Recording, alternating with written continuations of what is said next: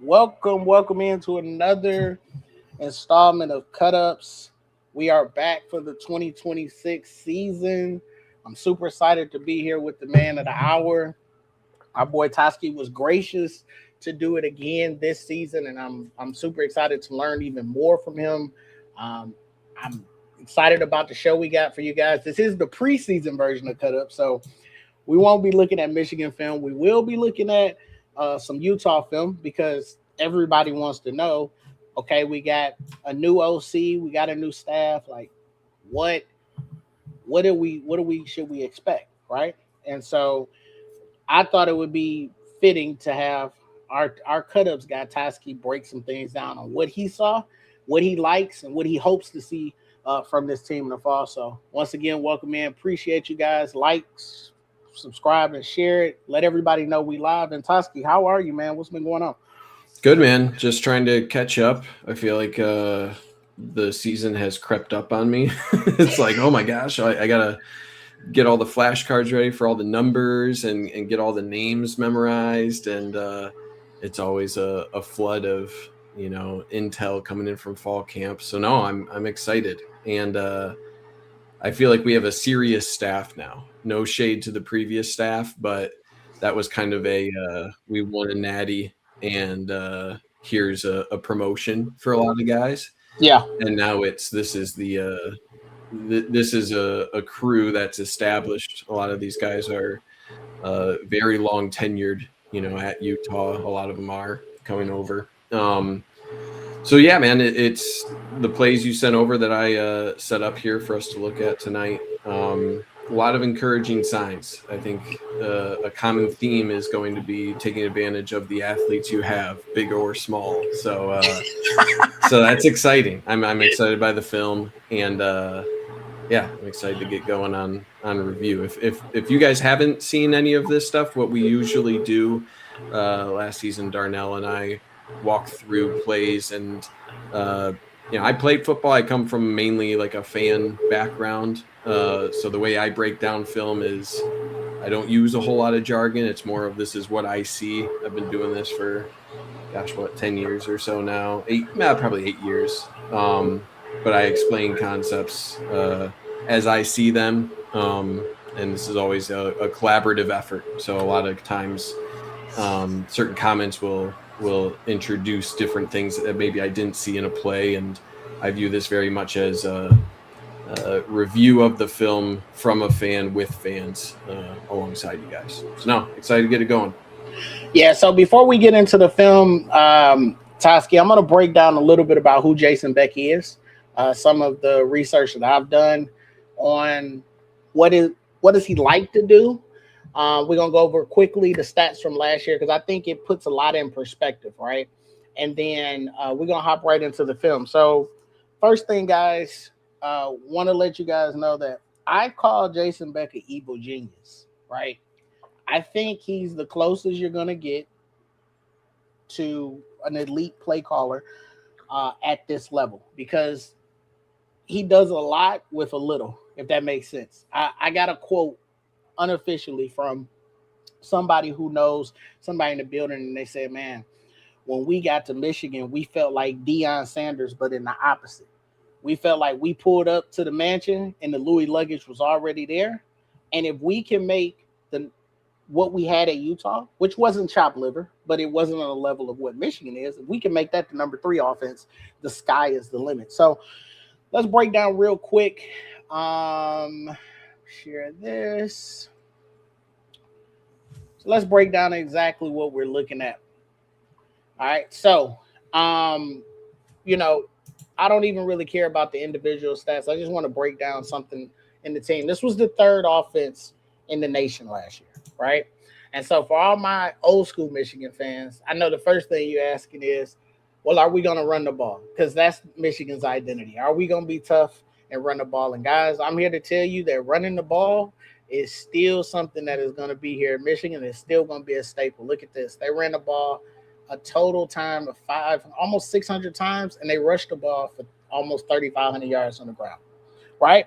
But for my other Michigan fans who are like, hey, are we going to pass the ball? I want to be able to complete the forward pass consistently down the field. Guess what? Jason Beck does that too. Last year, they passed for over 2,800 yards. They threw the ball about 373 times. So it's still probably 55, 60% run if I had to guesstimate. But it's how they run the ball, it's how they pass the ball, and they get their people open. And Toski's going to show you guys how these little formations and what Jason Beck does, how he's able to exploit defenses. By the way, guys, they scored an average of 43, almost 44 points. So sign me up for an offense like that. It's explosive, it's unpredictable, and he knows how to get his players in the position to make the play. So I'm super excited to get into the film. I just wanted to show you guys a little bit about what this looks like. And I'm going to give it to you, Sasuke. I'm going to shut up. Yes, sir. The most exciting thing there is about Jason Beck is his kind of growth. If you look at just his Wikipedia, he's just kind of been stacking week or year after year, just really building up that resume. He'd be quarterback coach at Syracuse one year, and then the very next year elevated to the offensive coordinator. So he's continually got promoted every stop he's gotten. No real lulls in his coaching career. So that's a good trajectory for what we're going to see. And yeah, that points per game really, really pops out in a good way. So, and we know Witt going to allow him to run his offense because they already have that relationship at Utah. This is his offense. Witt is a defensive-minded guy, so he lets Jason run his offense. And the stats you showed, 27 passing touchdowns to 5 picks. He's quarterback coach as well. So he not only will install an offense, but obviously bringing Bryce Underwood up to speed is of the utmost importance here. All right, so we got a third down here. Down to distance isn't going to be all that important here on this. I included it just because it is the all-22. But generally how we do this, I show the play starting at any motions here that go on. I'll show the end zone view, and then we'll dive in.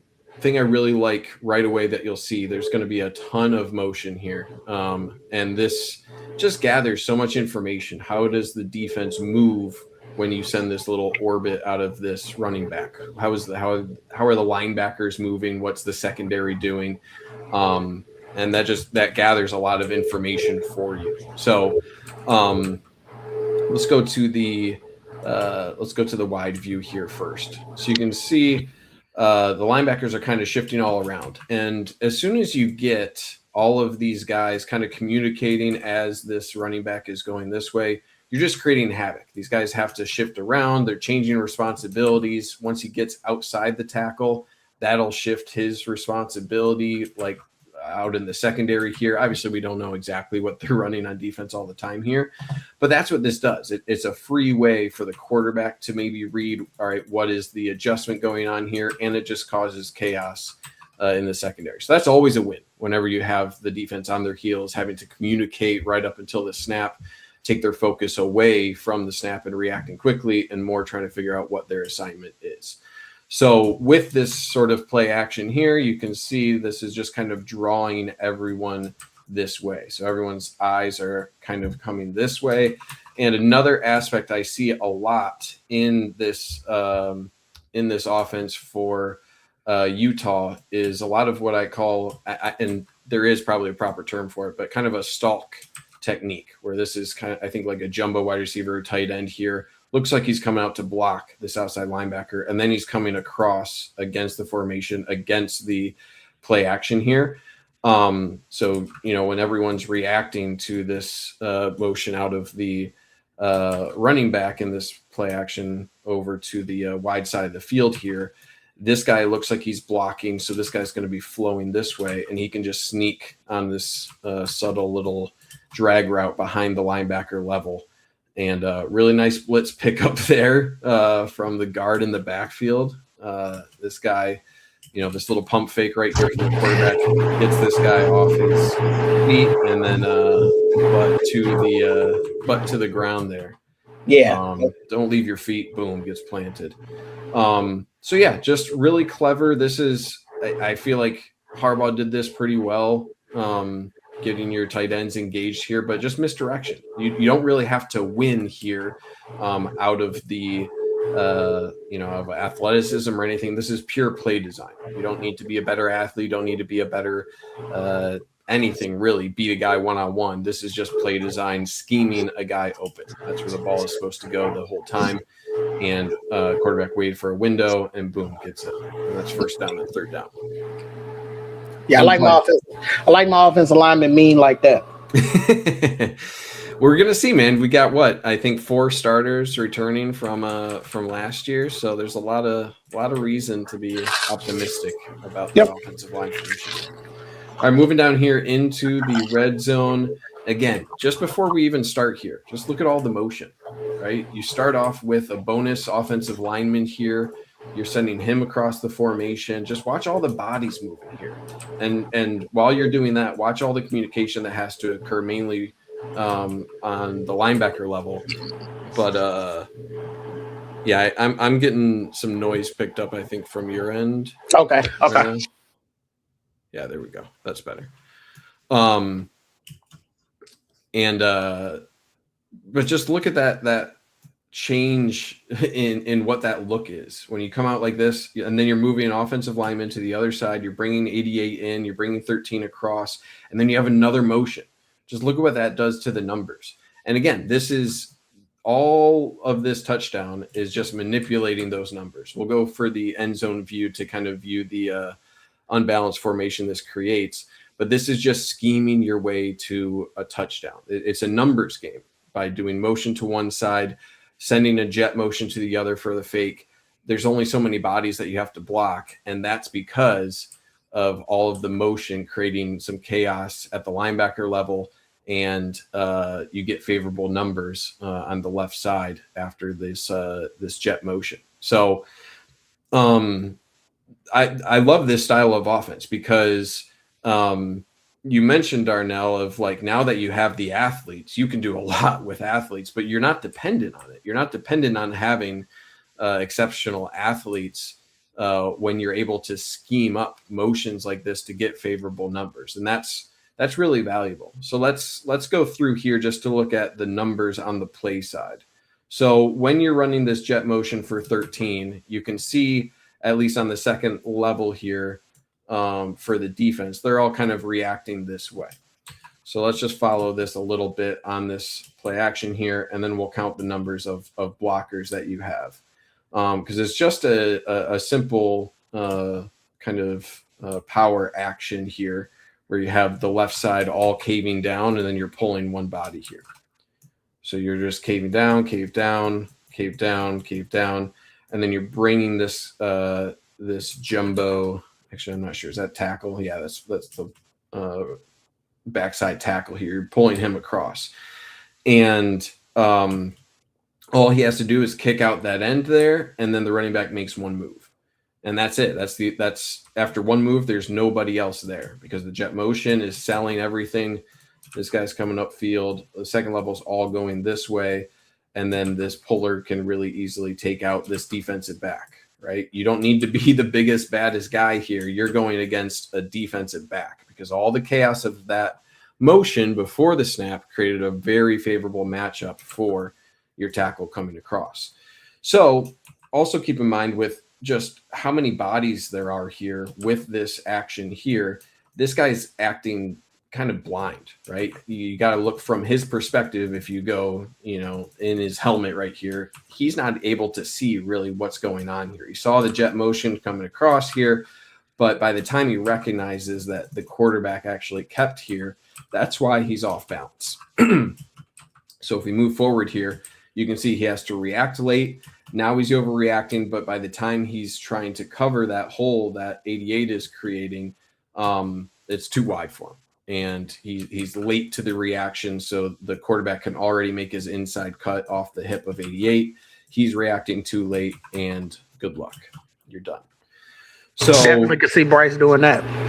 Yeah, exactly. And that's why having a quarterback with legs that they're going to utilize, I know Bryce had mentioned that his training and how they've set him up, they're really looking at him as both a running back and quarterback. They're going to deploy him a lot. And I very much subscribe to that. At times, I think Harbaugh and a lot of offensive coordinators at Michigan were too careful with their quarterbacks. That's an athlete. You have to utilize him. And it's really encouraging to see them take advantage of that at Utah. And, I really like this quarterback for Utah, but Bryce Underwood is a different breed of athlete. No shade here to number 4, but Bryce Underwood's a different beast, and he's going to be able to show off some things, man. And I kicked myself for not taking him in. I'm in a Big Ten fantasy draft. I should have taken him, because after watching this film, I was like, man, they're just going to absolutely destroy with Bryce Underwood's legs. I think they're really going to show it out in a way that last year it felt like they didn't properly utilize that.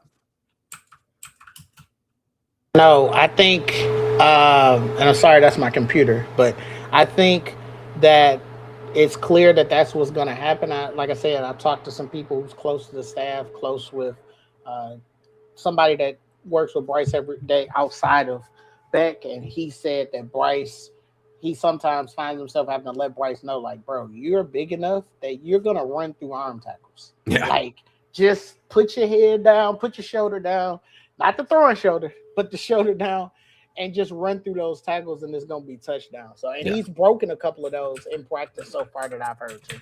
Yeah. Yeah, he's going to get there. All right, here we go. We got 2 running backs in the backfield here. This one's just a well-executed play. Nothing fancy here in terms of motion like we saw the first couple of plays. But one thing before I even go through this, notice how quick that they break the huddle here. They break the huddle, they get up to the line, and look how quick they snap it. Boom, right away.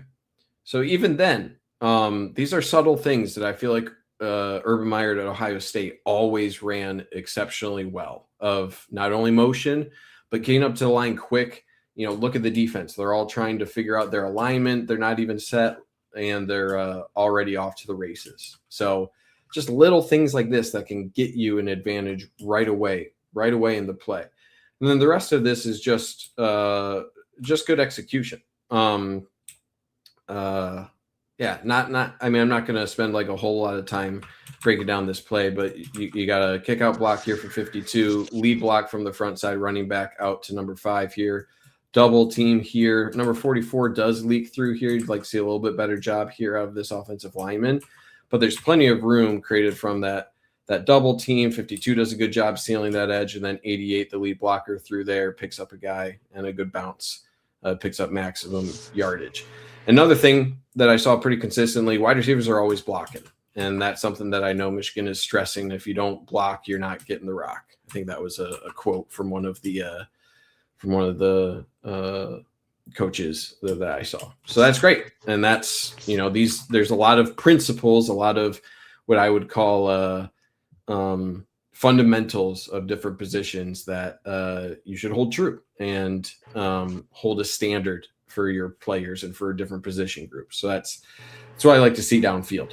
The other thing is just look how much, if you go back real quick and then we can move off of it, go back to the start of it and just pause it. There's a lot of beef on the line, bro. Yeah. Like, that guy in the backfield is not a running back. He's a tight end. Yeah, this guy's as the lead blocker. Then you have what they call as their jumbo with their offensive linemen. You got 2, 4, 6, 7 offensive linemen up there to block 7 in the box, and you got your lead blocker there too. Yeah, this guy is not a tight end. He's lined up kind of as like an H-back or tight end, off the line of scrimmage tight end. He's a jumbo offensive lineman, or a bonus offensive lineman, that 6 offensive lineman that Michigan is often deployed. So yeah, you're right. That's and Utah under Beck, they use so many different formations like this of having a big guy in the backfield or adding a bonus offensive lineman. You're always putting different looks for the defense to have to think about what is even possible in this formation. They're throwing we'll see even bigger guys out at the tight end position and going downfield for passing. Do you have to cover them or not? And you're just putting the defense in a constant, they have to have a presence about them to understand who is in who is in the game and where are they lined up. If you're always lining up the same guys at the same positions, right, then it's okay. But then once you line up a tight end in the backfield, well, now what are even the possibilities? Maybe not even something they've shown on film, but now that he's there, how does that shift your alignment, things like that? And then, this is a case where when you get up to the line very quickly out of the huddle, like they're doing right here, you're probably only noticing, hey, because they're up quick, you only have maybe 2 seconds to recognize this is not a tight end. This is a tight end. This is trouble. and that's part of the strategy of getting to the line quick in this formation so that defense can't recognize that and can't make adjustments accordingly. So just little wrinkles like that, like putting people in different positions, the speed, the timing, quick snaps, things like that. Those are all really, really easy wins for an offense that it's just really encouraging. And it always annoyed me when I saw like Urban Meyer specifically at Ohio State always doing these things, like get up to the line of scrimmage quick and then do a orbit motion and fake, and then you see how the defense reacts, and that's like, oh shit, they got us now. It's like they know what's coming. Yeah, I tell people all the time when they ask me, and I meant to say that at the beginning, this is as close to a power spread as you're going to get. It is. Right. Yeah. This is what Urban ran. This is a power spread. Yeah. But continue, my bad. And here we go. Getting up to the line of scrimmage quick again. And just a quick pitch. This one didn't work out. This play didn't work out. But again, I like the come out with kind of like an exotic formation. Again, you got 2 big guys in the backfield here. Just a big formation, right? And because, again, you're getting up to the line of scrimmage quick, that's going to give you an advantage of not letting the defense get to their alignment appropriately. So, again, this isn't something that like this play wasn't successful, but I like the little things that I see. I like what they're trying to do. To me, this is more or less I think a busted play in terms of like execution wise. To me, I think in general, the blocking should have been get out to here. These are the 2 guys from the backfield, right? In this, I think wishbone sort of formation. And then you had to kind of a double here. You're supposed to spill out this guy to number 8. And then boom, you should have, all your blocks on the play side. The only guy that's flowing that should be free is 44. And he's working through a lot of blocks in that traffic. So anyway, I think it's a miss on who you should block here. And then a couple guys just don't really execute as a result. And he has to go back towards the center of field.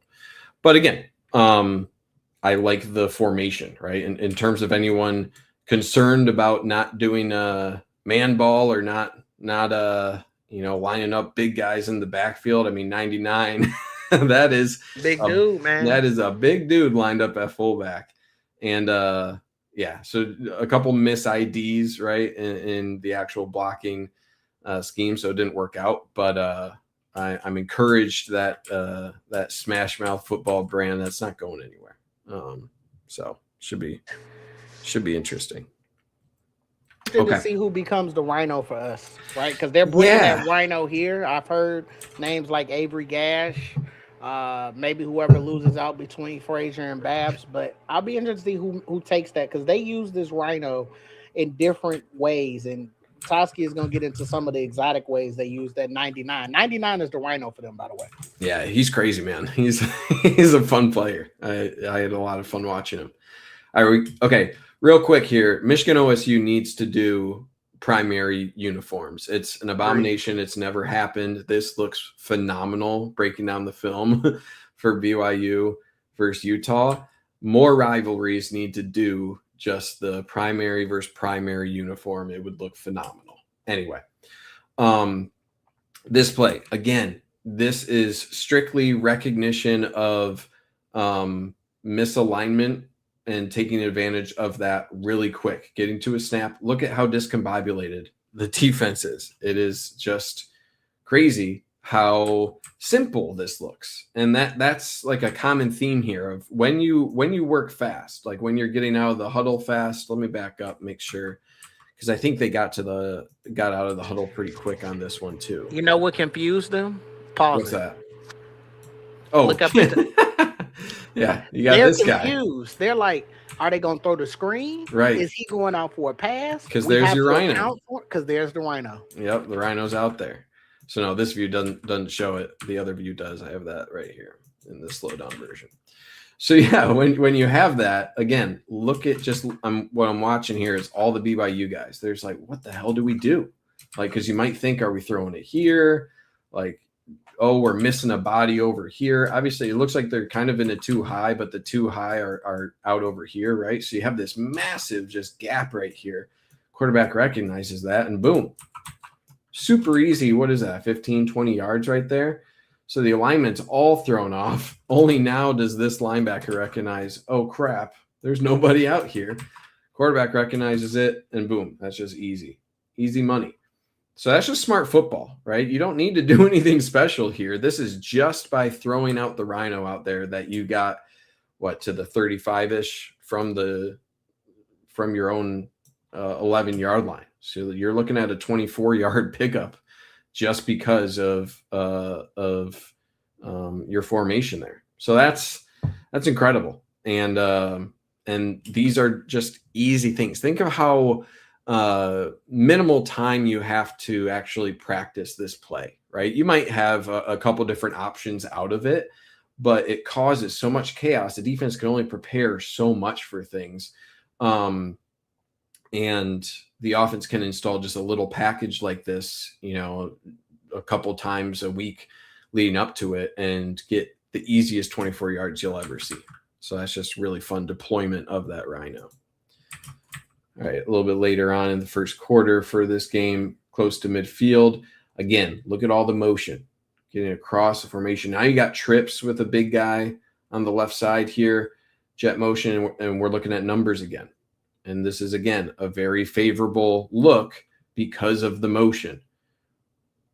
You're shifting two guys over. You're running a wide receiver out to the right side. Now you have trips. At the top of the trips is 88. That's a tight end. Then you're sending that back that you had in the backfield that you sent out wide. You're sending him across in a jet motion.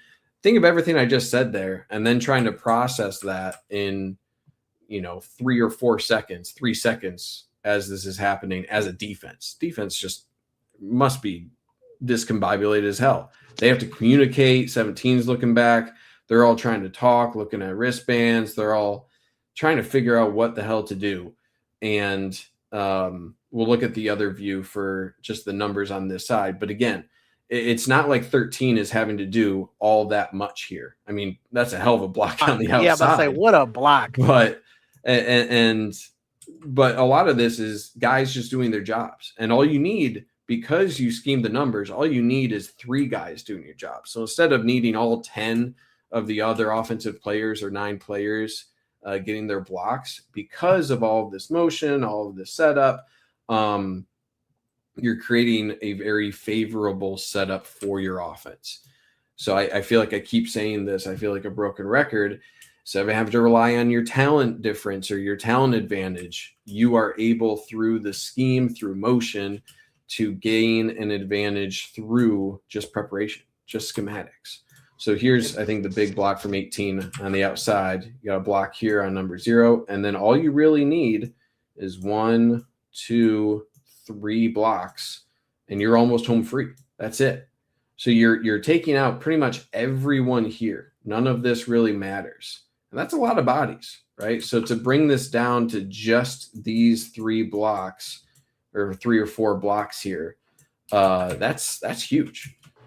Called that in high school a hat on a hat. You just hat on a hat. Hat on a hat. And I was mistaken here. So I had this block, but it's actually this guy who did cleats, that BYU player. Boom. Get taken out. And you know what? I bet this is something where the defensive coordinator, Jay Hill, for BYU is happy he no longer has to go up against this offense for for Utah, because man, it's tough. Like these are not easy things for a college defense to react to. All of these quick motions, these different packages with the Rhino. There's just a lot to prep for, and that's what you want as an offensive coordinator. You want them to spend a lot of time considering all of your different looks and the potential of what you might do. Yeah, that's annoying, and that's a really good thing. And I'm not saying that it would happen against maybe Oklahoma, but if you give Savion Hyder that type of daylight, it might be night. Yeah. Sorry, you better not give him that type of daylight. No. And that's the thing. I like a lot of these athletes for Utah, but Michigan has immense talent right now, and that's a really scary my Rhino thing. again. Look at this guy's move. I watched this play, and I was like, wow, this guy, like that jump cut right there. I'm like, is this Kenneth Grant or something? Because wow, that is a big boy making a defensive back look absolutely silly. Like that is not easy. So what are we doing here? We're sending a Rhino in jet motion from an H-back setup. I just love that. And I don't know how they recognize, hey, this guy can catch and also he can make a defensive back miss like that. But if I'm number 4, if I'm at a defensive back, I am crapping myself trying to get into the eyes of number 4 here. Oh God, here's this 300-pound man barreling down on a flare pass here out of the backfield. What? He's trying to go for his ankles, as I would. I'd probably just roll over. But and then you truck 17 a little bit too. Wow, that's an athlete. So that's just fun, man. I absolutely love that. So again, there's I don't know how much Utah had shown of a play like this. They might have kept some of this stuff for BYU specifically. But yeah, if you're looking at the numbers, again, 1 block, 2 block out to the safety, and you got 1-on-1, as long as he can make the catch and go up against a cornerback, you like the size difference between those 2 guys. That's the calculus they're doing, right? As long as we can get the ball out here to 99, then we trust that he's going to be able to make a guy miss or bowl him over because it's a cornerback and this guy's huge. So it's really fun. If that guy would have been able to get that block, this safety coming down would have probably, excuse my language, shit his pants. Because you got to think about it. He made him miss. He's going to be running full speed. He had to slow down because he saw 17 coming. But if 17 is blocked, imagine this 300-plus guy running full speed at that safety. He probably would have did the same thing as 4 and I got to make it. He jukes here. If he turns inward here, and that's always something that I'm sure every wide receiver coach is pulling their hair out. Get your eyes away, right? As soon as you see, okay, this is a one-on-one matchup right here, go find work, right? That's the term I always use. Go find work. Turn around. You know that there's a guy who is guarding you. Pick him up first, and then just trust that your big boy will make something happen here. And he does. I can't believe that jump cut. That's crazy. So yeah, you're right. If number 9 is able to block 17 and 28 is 1-on-1 against a freight train coming downfield, that is terrifying. I would quit the sport if I were 28 in that scenario. All right, moving on here. We got a 3rd down. Again, another orbit motion here. Did the orbit motion, able to do a check at the line based on what they saw. Now you snap it with him in the backfield, little play action work here. 1-on-1 ball, nicely placed ball. But nothing really much to break down, I think, on this play, at least from my end, where I'm more excited just about that, this part of the play. Send them in motion, you see what their adjustment there is, and then you're able to adjust.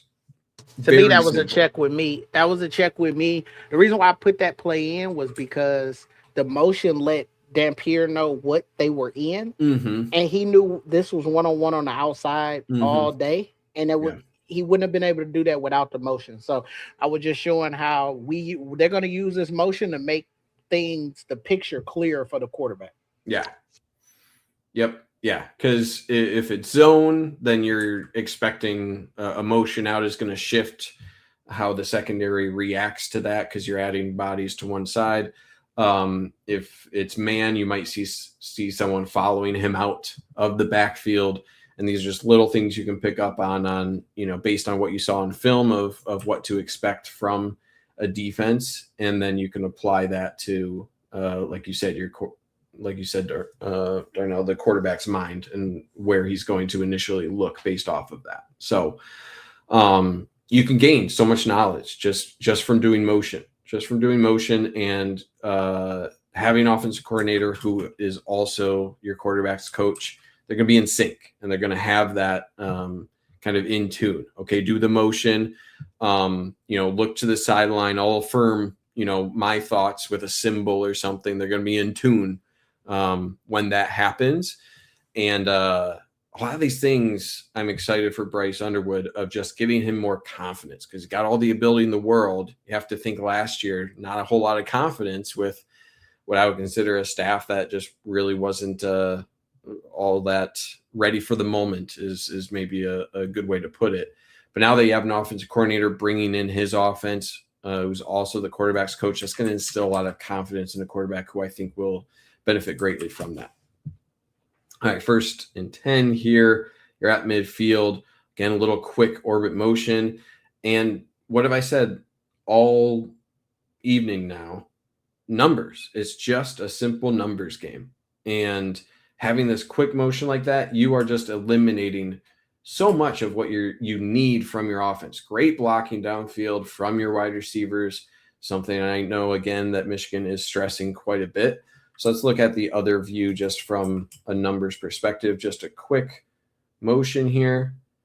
And then again, what are you relying on this play right here? 3 blocks are critical. 88 right here, get a block on 17. Number 9, one of the most critical blocks, and then 21. This is is this going to be a first down or is this going to be a touchdown block right here for number 21? And then 13, you just read it, right? So again, look at all of the space that you are eliminating from the field. You have brought the success of this play down to these players. And the less players that you need to depend on for a given play, the more successful you're going to be because blocking's hard. Executing a play is really, really hard. And odds are 1 or 2 guys probably won't get the job done. But when you reduce it to 4 players that you need to execute well, getting 4 out of 4 resulting in a touchdown, those odds are much better than needing 10 out of 10 or 11 out of 11. So this is just great. Great job blocking. 21 gets a great block. I think number 11 probably should have been coming downfield a little bit more. But just look at all of the space here because the quick motion, all of the space that 11 needs to close down. There's a lot of options here that 13 could do if he commits too early. So, just good blocking all the way down the field. 88, the tight end, stayed engaged with 17 all the way down to the 35 there, and then 13 put on the Jets. So nothing fancy, right? This is just the common theme with a lot of these plays is it looks easy. It looks easy because you're eliminating those numbers. You're gaining an advantage with motion, putting players in a position to be successful. And that's my favorite kind of offense because then you're not shit out of luck if one guy gets injured or something like that. You're setting up your players to slot in really well without needing a superstar at each and every position. Michigan has a few of those, but it's not an absolute necessity for the success of your offense. All right, a little bit later here.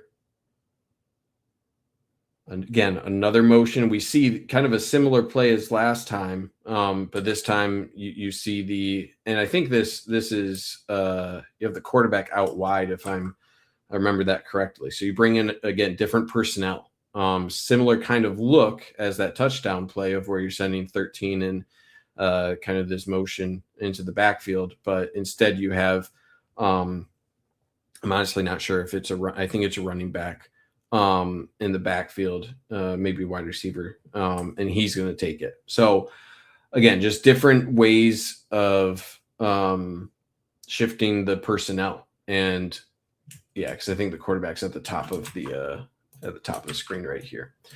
So a similar sort of look, right, with 13 going in motion here. Defense, I think, actually did a good job not overbiting on that or not putting too much weight on the quarterback being up here. So I'll give credit to the defense on this one.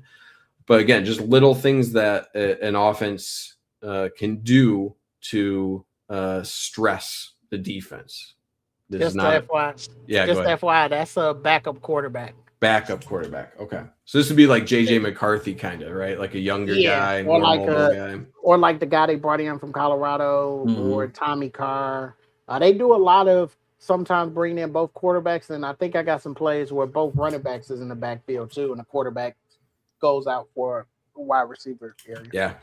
Yeah. I loved when Michigan did that, like against Ohio State specifically, right? Where all season there had been a tell of when JJ McCarthy was brought in, it was like 70% a run. And then I remember they brought him in and threw down the sideline to Roman Wilson. So tendency breakers, right? So that's just another thing, another wrinkle of, well, crap, now what do we got to do? They're bringing in a backup quarterback here.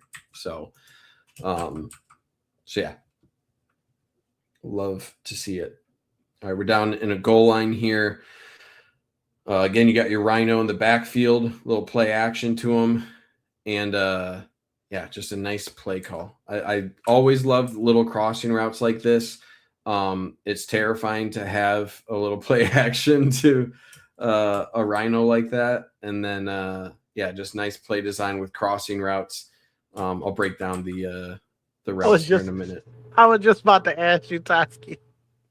Don't cross a route. Is it just me, or do I'm the only one that has PSTD from Urban Meyer running all those crossing routes against Don Brown? Oh my gosh. I was at that game, man.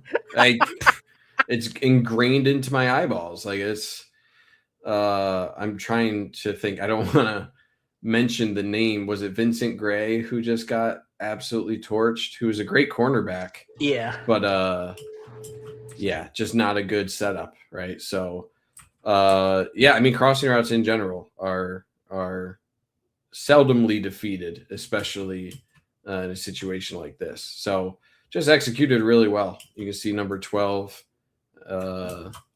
cutting across here. I think you just have kind of crossing route here, and then your tight end's releasing kind of a deeper cross. Number 12 is coming across here in a shallow cross. This is obviously where it ended up getting thrown. And then you have a little flare out here as well. And the play action quarterback's rolling out here before throwing backside here. You know what this play kind of reminds me of is the play that Mike Sainristil broke up. To Cade Stover. Yeah, to Cade Stover. A very similar kind of concept here. Got a little play action, then you settle down, wait for the backside shallow cross to come through. And obviously in this case, it's a touchdown. But, yeah, I think they call that mesh. Just FYI, just want to highlight something because I'm a big fella. Go back a little bit. This Rhino, and I think this is another Rhino. I don't even know if this is 99. Yeah, this is 49. This is a different guy. Watch him get to the outside and get that edge in the pass rush. I mean, that's pretty hard considering he held him a little bit, but that's pretty hard considering you coming from a 3-point stand and you got to spring out. And so that just tells me how well coached this offensive line is by Jim Hardy. And I'm excited to see what he can do with our guys. Yeah. Yeah. And what a fun thing for a big guy like that, like being able to be like, hey man, maybe you're young, right? You're still learning the offense or something, but we think you're the 6th or 7th offensive lineman, but we think you can be you're a really nimble big guy. We think you can really add some value here, run some routes. Like that sounds phenomenal. That sounds really fun. So just from like enjoying the game sort of thing, I'm going to love that. I'm going to love seeing a big guy out there just running around in the backfield, doing an occasional like flare pass like that. Like that's fun football. So I'm excited for that. is a direct snap, I think, to the running back. So yeah, I don't think this is the quarterback either. So again, you're Quarterback. this That's is running back. That's Wayshawn Parker. I'm gonna be honest with you guys. If we didn't have Jordan Marshall, I would be okay with him if he would have came with the staff. This dude is electric. He flashed, man. Yeah, I got some like Tavon Austin vibes out of him. I was like, this dude is nice.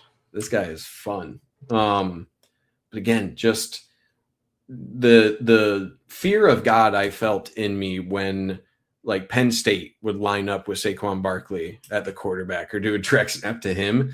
That's kind of the feeling I have here, where it's just like, oh God, this is. Hold on, they might have clipped us, Toski. Let me go back and see. It looked like, yep, saying stream is unavailable. They might have got us. Oh, really? But we both was on it. That's kind of weird. But yeah, when you pull up the stream, it says stream unavailable, stream suspended for policy violations. Policy violations.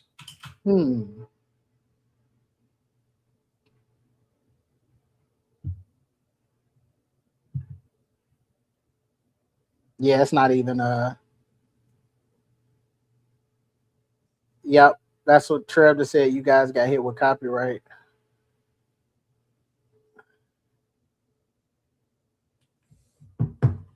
Let me that would suck.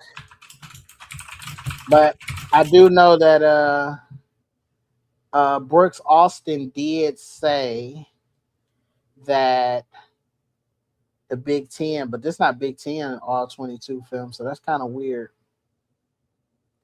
And we went the whole season last year without getting hit, so that's kind of.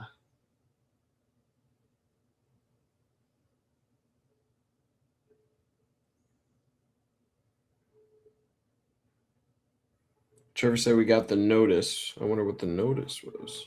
Like a copyright notice? Yeah, must got a copyright notice. Wait. Let me see. Press play.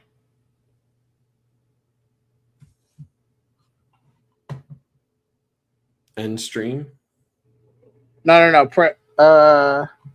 Press play on the screen because it's back up again. But I want to see.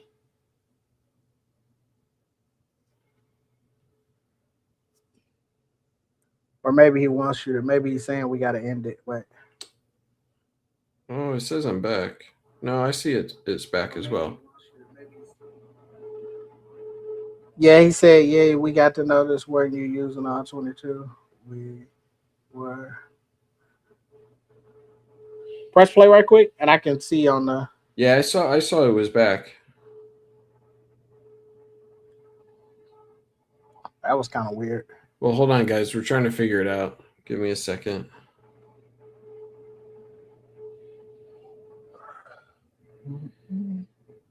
It's possible there's. Okay.